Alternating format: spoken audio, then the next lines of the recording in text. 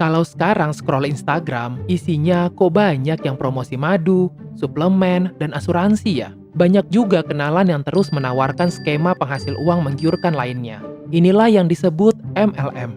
Kalau sukses, bonusnya bukan hanya pasif income berlimpah, tapi bisa juga dapat mobil, rumah, sampai paket jalan-jalan. Selama 2,5 tahun lah ya, sampai hari ini sih omset kurang lebih udah 15 M ya. Kalau kita ngomong dari reward, itu udah dapet jalan-jalan, ada ke Korea, ada ke Dubai, ada ke Europe juga. Bisnis MLM sebenarnya tidak baru. Di Indonesia, MLM sudah mulai ada dari tahun 1986. Berjualan tanpa toko, konsep MLM unik karena mengandalkan jaringan pemasaran para mitranya. Tapi, kenapa konotasi bisnis MLM selalu negatif ya? Dan sebenarnya, ikut MLM untung atau buntung? Memang ketika kita survei tentang kendala yang dihadapi para mitra kita, ya, hampir 73% itu mereka katakan bahwa kendala dalam menjalankan bisnis adalah pandangan negatif masyarakat umum terhadap bisnis menggerakkan. Selain iming-iming pendapatan pasif, alasan bergabung dalam MLM seringkali karena diajak oleh kenalan. Jujur waktu dijelasin tentang bisnis itu nggak ngerti itu apa-apaan nih, bulat ketemu bulat dapat duit. Ketika ketemu itu kan biasa ada upline-nya, tapi ada orang-orang lain juga yang berusaha untuk ikut mempengaruhi lah, atau mendorong kita untuk join. Nah udah gitu kan, udah percaya aja, lu join aja. Pendatang baru juga digoda oleh kisah sukses anggotanya, menjanjikan kebebasan finansial dan waktu kerja yang santai. Nyatanya, banyak yang bercerita bahwa energi dan waktu yang dibutuhkan untuk membina downline sama sekali tidak pasif. Anggota bisnis MLM pun terus bertambah, mencapai hampir 6 juta mitra di 2020. Angka transaksi penjualan langsung juga hampir tidak pernah merosot, dan terus memberikan pemasukan signifikan bagi negara. Sektor ini juga turut mensejahterakan produsen dalam negeri karena hampir 52% produk yang dijual merupakan produk lokal, dengan suplemen kesehatan dan produk kecantikan sebagai favorit. Ramainya peminat produk di skema penjualan langsung membuat banyak penjual harus inden dan mengantri untuk mendapatkan produk. Di balik reputasi yang negatif, industri penjualan langsung dapat mendorong perekonomian secara masif. Industri ini juga menciptakan lapangan pekerjaan yang luas, terutama bagi tenaga kerja usia produktif dari berbagai latar belakang. Terlebih di situasi pandemi seperti ini, industri penjualan langsung terbukti tahan resesi dan mampu tetap bertumbuh. Pergeseran mayoritas perusahaan ke solusi online terbukti bisa mendukung kedekatan distributor dengan mitranya dan membantu mereka untuk terus untung. Di Indonesia, potensi bisnis MLM bisa terus berkembang karena besarnya pasokan sumber daya manusia, dibarengi dengan penguatan daya beli kelas menengah. Usia yang menjalankan bisnis ini ya, 50% lebih itu di rentang usia antara 24 sampai 30. Jadi mungkin milenial masuk di situ ya di awal-awal ya.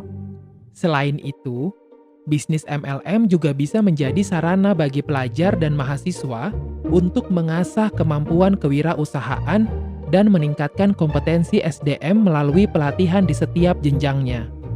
Karena yang namanya anak muda masih kuliah gitu kan, maksudnya kalau bisa dapat penghasilan tambahan, kenapa enggak? 56% masih menyatakan bahwa itu sumber pendapatan sampingan. Jadi memang masih 50-50 lah kalau saya katakan. Namun sekarang, pemerintah juga mulai lebih berhati-hati dalam mengeluarkan izin dan meregulasi industri ini, agar tidak merugikan masyarakat. Terlebih dengan menjamurnya perusahaan penjualan langsung, baik domestik maupun asing. Kita banyak kerjasama dengan instansi pemerintah termasuk dengan Satgas Waspada dari OJK memantau kegiatan-kegiatan yang sifatnya berindikasikan memanipulasi kegiatan menggerakkan. Menurut Kementerian Perdagangan, sejak 2017, Satgas ini telah menutup lebih dari 800 usaha ilegal yang sebagian besar memanfaatkan sistem penjualan langsung. Nyatanya, masih banyak skema investasi bodong seperti skema Ponzi, yang mengiming-imingi keuntungan besar dan instan. Jadi kita juga tidak menyalahkan bahwa sentimen negatif itu ada juga karena apa? Seperti tentang janji-janji, misalkan bisa menghasilkan sekian bonusnya tanpa penjelasan yang lebih lanjut.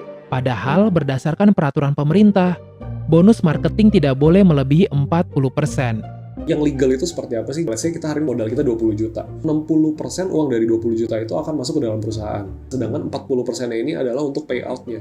Jadi itu untuk bayar bonus-bonus upline, bonus nanti reward jalan-jalan lah. Kalau kita join orang 20 juta, terus kita dapat bonus 10 juta, itu udah pasti scam karena payout-nya udah lebih dari itu 50% kan? Pada skema ilegal, sumber bonus juga berasal dari perekrutan orang baru.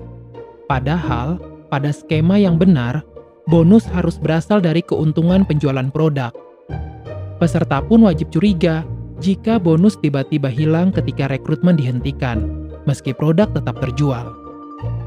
Sejak tahun 2014, Appli telah berupaya agar Permendak nomor 32 tahun 2008 yang selama ini mengatur penyelenggaraan bisnis penjualan langsung dapat direvisi untuk menambahkan ciri-ciri skema piramida ke dalamnya. 7 tahun kemudian, hal ini pun akhirnya diamanatkan dalam UU Cipta Kerja melalui PP 29 tahun 2021 untuk memastikan bahwa bisnis penjualan langsung yang memiliki potensi besar ini tidak menjurus pada skema piramida yang merugikan masyarakat. Seringkali korban juga enggan melaporkan kecurangan, sehingga pemerintah harus lebih giat dalam merumuskan regulasi dan melindungi konsumen. Karena banyaknya investasi ilegal turut mencoreng reputasi dan merugikan perusahaan bisnis penjualan langsung yang legal dan beroperasi dengan benar. Padahal, praktik bisnis Ponzi berbeda dengan bisnis MLM yang memiliki produk jelas untuk dijual. Banyak oknum-oknum yang memanipulasi model bisnis kita ini menjadi satu skema yang bisa dianggap sebagai nawarin hal-hal yang tidak wajar dan boleh dikatakan sebagai penipuan atau kita bilangnya MTM. Masyarakat yang berminat tentunya harus lebih proaktif dalam mempelajari skema dan penawaran perusahaan sebelum memutuskan untuk bergabung. Kalau misalkan kita baru join MLM dan kita tidak pelajari sistemnya benar-benar, cara merekrutnya itu seperti apa sih, dan kita tidak punya komitmen, akan kasihan orang yang join. Menurut gue, itulah yang akhirnya bikin citra MLM ini kurang bagus. Karena jika dijalankan sesuai aturan, industri ini tidak hanya dapat menjadi sarana penghasilan dan melatih keterampilan kewirausahaan, tetapi juga berpotensi menjadi pendorong utama perekonomian Indonesia.